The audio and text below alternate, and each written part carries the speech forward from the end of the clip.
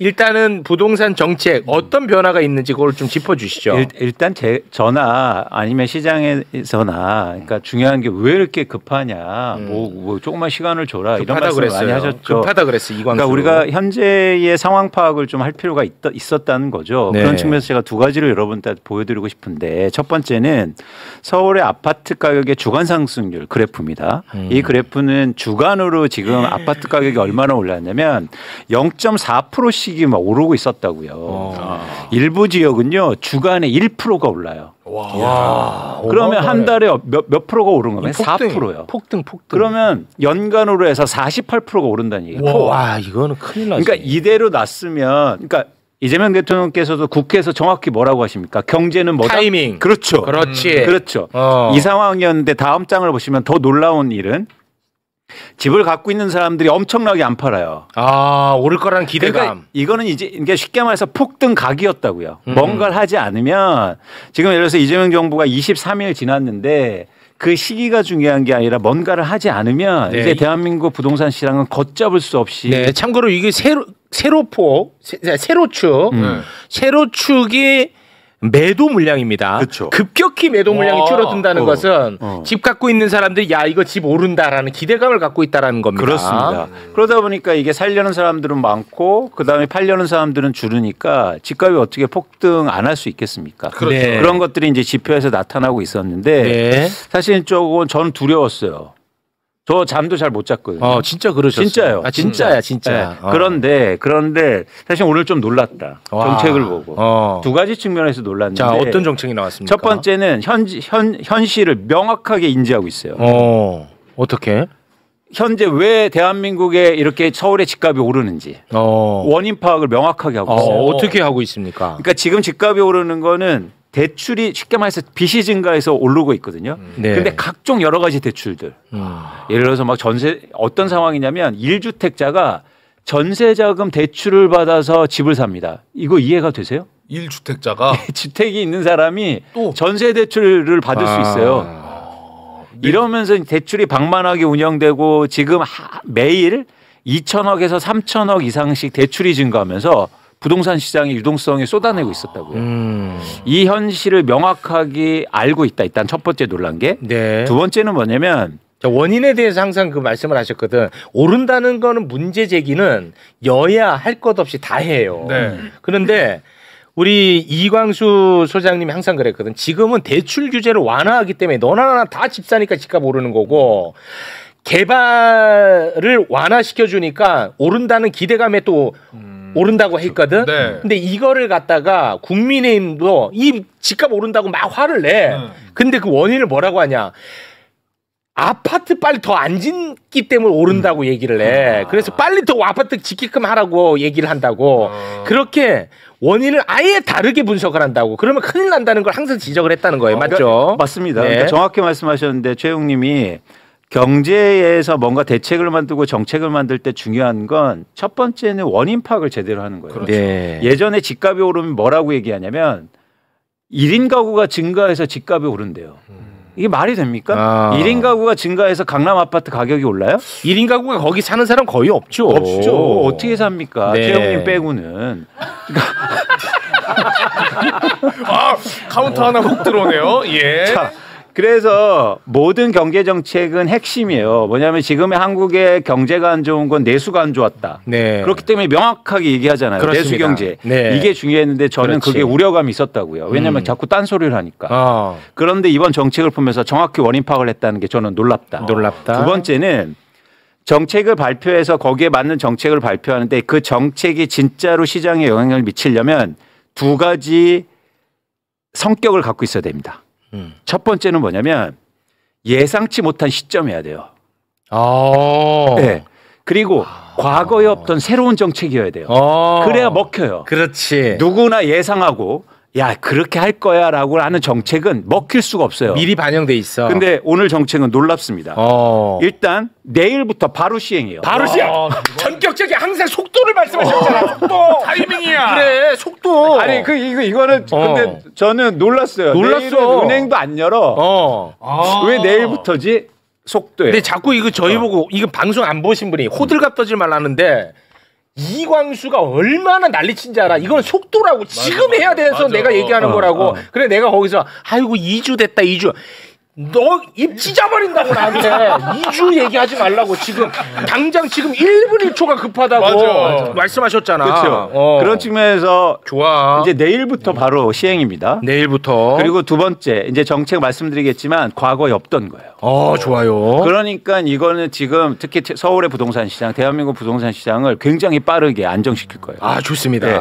내용을 한번 볼게요. 내용. 일단 제가 주목하는 건 첫 번째는 궁금하다. 쉽게 말해서 큰 방향성은 과도한 빚으로 집 사는 시대를 끝내겠다는 거예요. 와, 좋다. 빚잔치.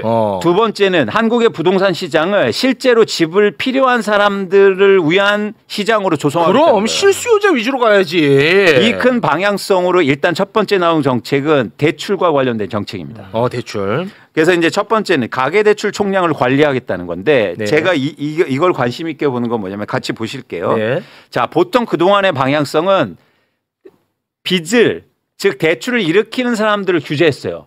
이번에는 바로 금융권을 규제합니다. 금융권을. 예. 그러니까 은행 보고 니네 해주지 마라고 한 거예요. 은행한테. 이거는 굉장히 효능감이 있는 거죠. 그동안 은행을 못 건드렸어요. 네. 왜?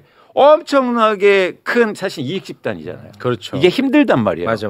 지금 은행이 연간으로 해서 이자 수익을 60조 원 벌고 있습니다. 네. 돈을 많이 번다는 건 대한민국에서 그만큼 권력이 세다는 거예요. 네. 그런데 이제 은행을 바로요. 니네 하반기부터 바로 대출해 주지 마. 50% 줄여. 한 거예요. 50% 줄여라. 놀랍죠. 놀랍습니다. 두 번째는 그다음 자, 윤석열 정부에서 집값이 빠지니까 100조 원이 넘는 정책 대출을 부동산 시장에 쏟아냈어요.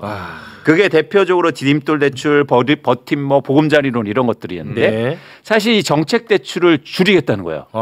줄여야 한다. 사실 이거는 되게 민감합니다. 이건 민감해. 왜요? 이런 대출을 받는 분들이 대부분 무주택자나. 그렇죠. 그렇지. 그런데 이걸 건드렸어요. 그럼 당장 어떤 불만이 있을까요? 그럼 나 집 어떻게 집 살아? 사지 말라는 거냐? 사다리 걷어차기냐? 그렇지. 이제 앞으로 이재명 정부 이제 지지 처리한다. 그렇죠. 이제 보수 언론들이 이제 엄청나게 때릴 겁니다. 때릴 거예요. 근데 네. 한번 잘 생각해 보자고요. 네. 어떤 거냐면 집값이 이렇게 비싼데 대출을 그렇다고 많이 해주는 게 중요합니까? 아니면 대출을 안 해줘서 집값을 내리는 게 무주택자한테 중요합니까? 내리는 게 중요하지. 그렇죠. 그거예요. 뭐죠? 그 용기를 낸 거예요. 내가 욕 먹더라도 이게 용기 있는 정책이야. 맞아. 그렇죠. 이 용기를 못 냈다고요. 그렇지. 무주택자한테 대출을 끊는 걸 못했어요. 맞아. 그런데 끊어서 자신 있게 그러면 내가 집값을 내려줄게요. 진짜. 진짜다. 이 신호를 준 거예요. 그래, 사실은 그동안 어땠냐면 목마르다고 그랬어요. 집값 오르는데 내 집 없어요. 그래서 그동안 목마른 사람들한테 어떻게 해준지 아십니까? 바닷물을 먹였다고요. 좋았다 표현. 표현 좋았어요. 진짜. 바닷물을 먹인 거야. 그랬더니 어떻게 합니까? 계속 더 달래. 더 달래. 더 목마르니까. 더 대출. 그러면 집값은 오르고 내 대출은 더 커져요. 그렇지. 맞아. 와 좋았다 지금. 맞아. 자 이제 바닷물 끊고 이제 우물 팝니다. 우물을 파자는 거야. 이거예요. 그래서 그렇지. 이게 놀라운 정책이에요. 이건 아무도 못하는 거야. 그렇지. 물 없어? 그러면은 물을 파야 될 거 아니야. 그렇죠. 바닷물을 왜 먹여요? 바닷물을 먹이면 되냐고. 그래서 좋았어요. 여러분 너무 여기에서 흥분하지 마시고. 자, 지금 우리가 본인이 제일 흥분했어요. 근데 이해가 확실히 돼. 본인이 제일 흥분했어요. 전 사실 이 정책이 가슴 떨려요. 너무 좋다. 이거 근데 진짜 용기 있게 낸 거야. 이거는 이재명 대통령 정부만이 할 수 있다. 좋았어. 이거는 박수 받아 마땅해. 그동안 아무도 용기를 못 용기 못 냈거든. 냅니다. 이거 진짜 내가 대통령 돼도 용기 못 내. 왜냐하면 내일부터 바로 욕 먹을 거거든. 바로 그냥 다 쏟아낼 거예요. 다 쏟아내. 다 쏟아낼게요. 집 사야 되는데 서민들 어떻게 하냐. 맞아.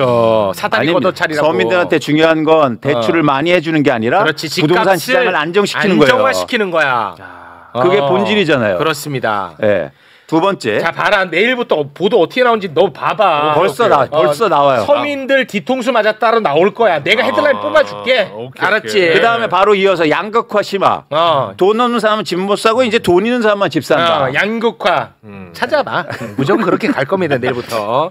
자, 두 번째인데. 두 번째. 주택담보대출을 바로 강화하는데 예를 들어서 1주택자를 이상 갖고 있는 사람들은 대출을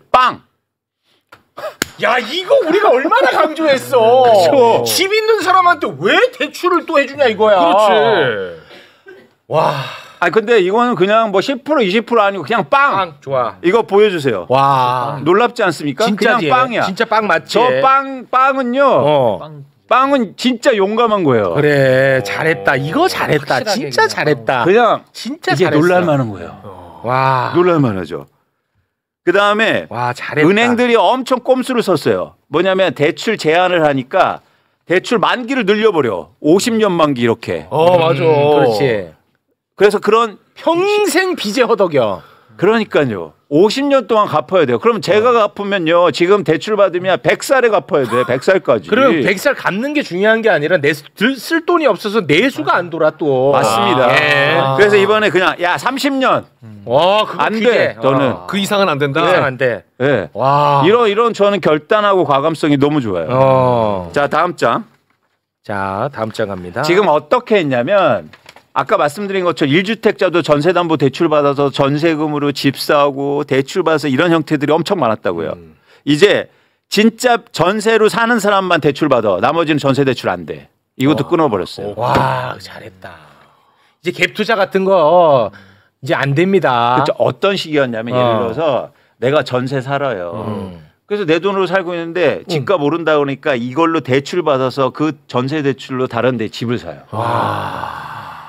이런 형태들이 굉장히 많았단 말이에요. 그러니까 집값이 안 오를 수 없지 않습니까? 너무 비정상적이잖아. 이런 것들이 막 그러면서 은행들이 돈을 벌고 한국의 주택시장은 엉망이 되고 그럼 무주택자는 울고 전세 가격, 월세 가격 오르고 집에 보급은 계속 된다니까 공급은. 맞아. 근데 결국은 한 채 갖고 있는 사람이 두 채 갖고 두 채가 세 채 되는 겁니다. 맞아요. 그리고 예를 들어서 한 채 갖고 학교 있는 사람이 팔아서 또 비싼 집 대출 받아서 사가고 갈아타기 하고 끊임없어요. 끊임없어. 이게 계속 그러니까 바닷물이에요. 네. 진짜.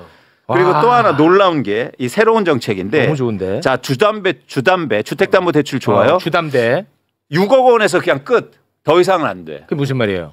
그러니까 예를 들어서 대출을 받으면 10억 원을 사든 20억 원을 사든 그동안 가격에 비례해서 대출을 해줬단 말이에요. 아, 그러니까 집값이 아주 비싼 집값은 대출을 그만큼 많이 해줬다. 그렇죠. 그런데 그 상한제를 둔 거예요? 그렇죠. 얼마로? 그래서 6억 원. 6억 원으로. 수도권. 그러니까 내가 30억짜리 집 살아도 이 집을 담보로는 6억밖에 대출 6억 이상은 안 되는 거야. 그동안은 막 50% 해주면서 15억씩 받아버려. 그러니까 6억 원은 안 돼. 6억은 더 이상은 안 돼. 그렇지. 잘했다. 이게 새로운 정책이에요. 과거에 없던 이건 거. 처음이에요? 지금 깜짝 놀랐어. 놀랐어? 네.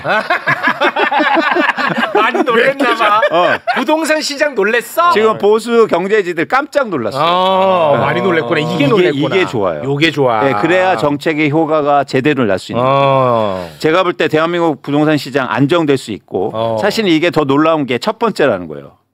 이게 첫 번째야. 네. 너무 상식적인 것 같은데 이게 첫 번째구나. 그렇죠. 그리고 저는 시점도 너무 좋았다.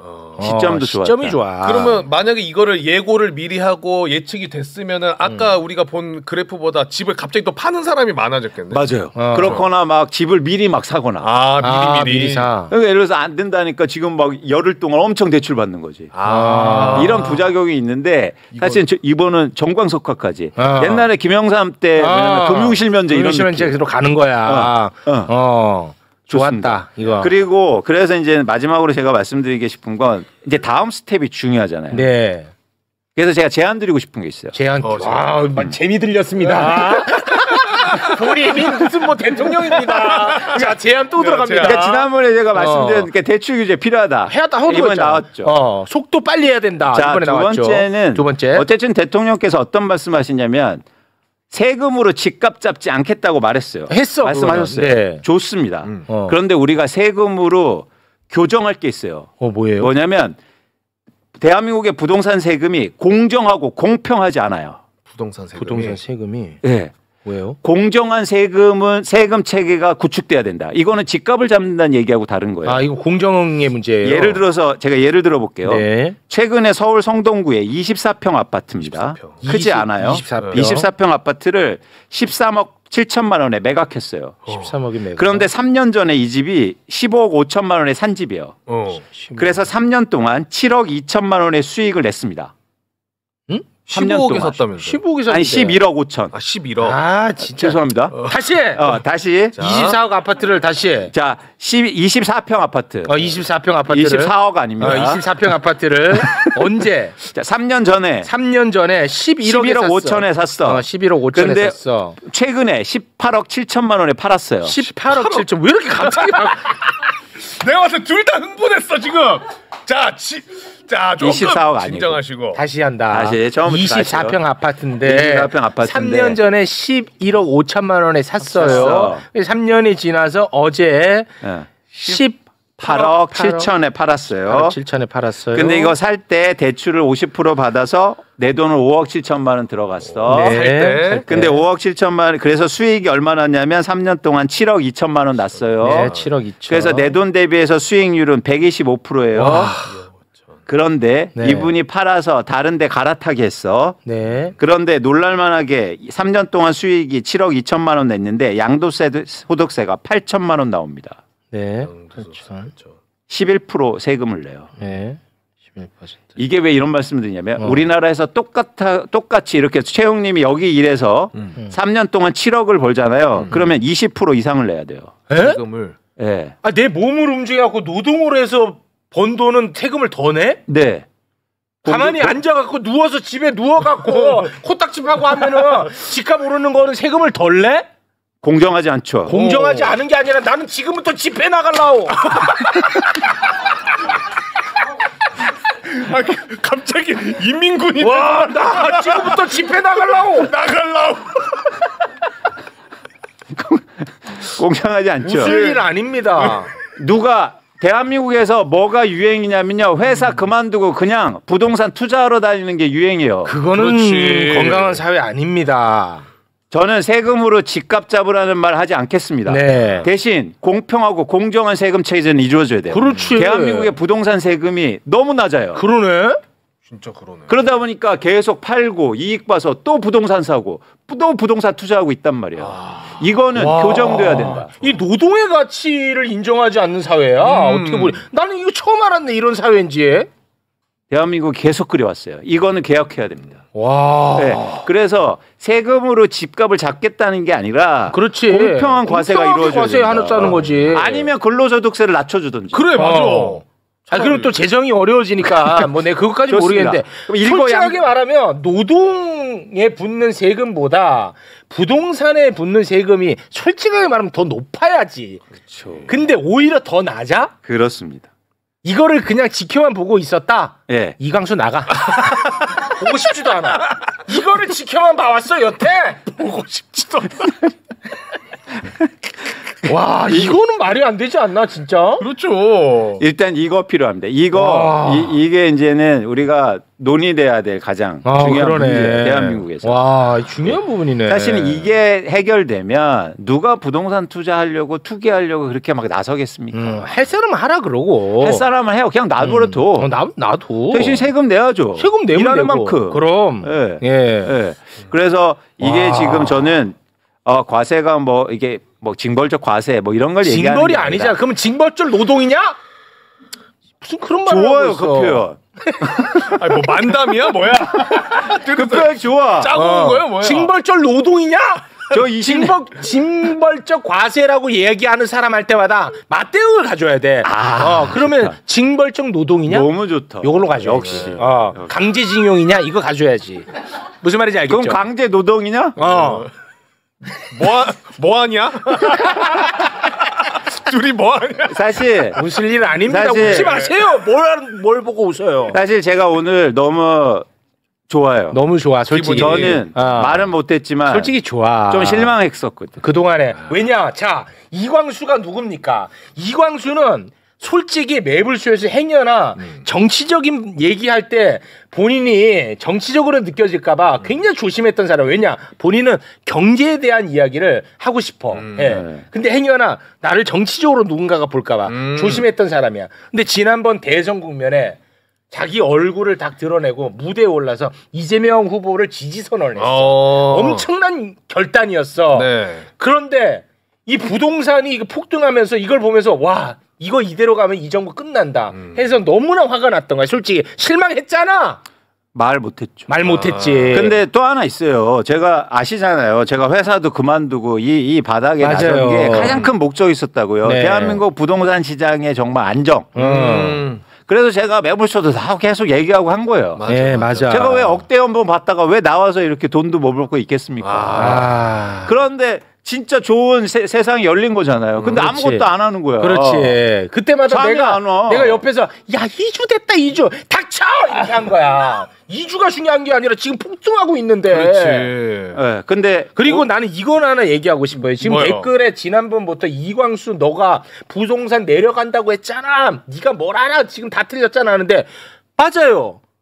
가만히 있었으면 내려갔을 거예요. 근데 윤석열이가 계속 부양시켰다니까. 오히려. 그 얘기를 쏙 빼고 해 얘네들이. 아유 진짜 나 아니면 이걸 누가 없죠. 나 울 것 같아. 울 것 같아. 근데 오늘 너무 좋으시다. 최영이 진짜 너무 감동이야. 그러니까 이게 사석에서 만나면 되게 그러니까 안 친절한데 방송에서는 친절한 것 같아. 되게 우회죠. 그래서 저는 사적으로 안 만나고 이래요. 여기 매블쇼에서 만나고 싶어요. 네. 지금 만끽하셔야 돼요. 이 최욱 씨의 따뜻함. 오늘 여러 가지로 감동받고 제가 갑니다. 너무 좋습니다. 진짜. 고맙습니다. 그래서 아까 형평에 맞는 공정한 과세 정책은 내가 다시 한번 경고한다는 좋습니다. 말씀입니다. 맞죠? 네. 그래서 촉구합니다. 이거 세게 만들어야 된다. 그럼 우리나라가 진짜 부동산 시장이 우리 아이들을 위해서 우리 아이들이 이 부동산가 어떻게 지탱합니까? 맞아요. 못해. 그러기 위해서 그런 세상을 만들려면 저는 일단 그 공평한 과세, 공정한 과세 여기까지도 한 발자국 더 나가야 된다. 그럼 이재명 정부가 저는 대한민국 부동산 시장을 안정시킨 첫 진보 정권. 이 타이틀을 이재명 정부가 가질 수 있다고 보고 있습니다. 자신감을 가지세요. 자신감을 가져라. 맞아. 집값을 잡겠다 이런 게 아니라 진보 정부 중에서 유일하게 한국의 부동산 시장을 안정시킨. 안정이야 안정. 그거요. 네. 그거 할 수 있다.